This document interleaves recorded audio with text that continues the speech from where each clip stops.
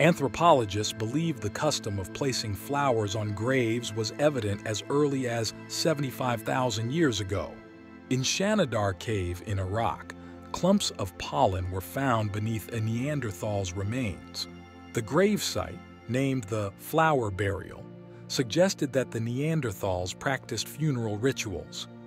But as it turns out, it probably wasn't the bereaved who brought the flowers, but burrowing bees.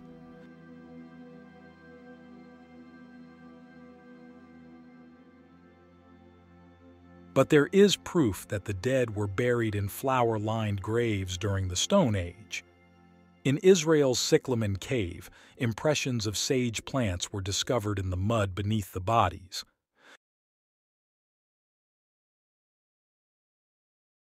Because it symbolizes rebirth, ancient Egyptians wove funerary garlands from the lotus flower.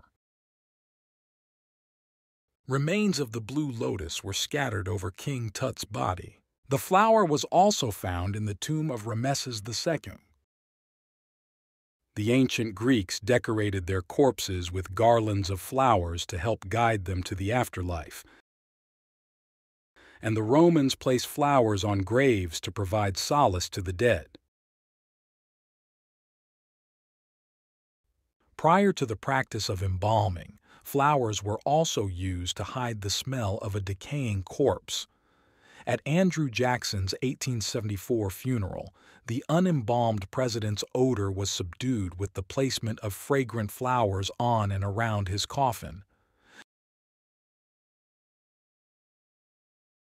Today, funeral flowers serve as expressions of sympathy for the family of the deceased and as a show of respect for the dearly departed. The choice of flowers is culture-specific. For example, in India, marigolds are favored. In China, it's the white chrysanthemum. In Japan, like ancient Egypt, it's the lotus. And in America, it's the rose. But white lilies, orchids, violets, and a variety of other flowers are also traditional. Each conveys a specific message, as does the way in which it is arranged, such as a wreath, a casket spray, a bouquet, etc. To be sure, ask a florist what you should bring.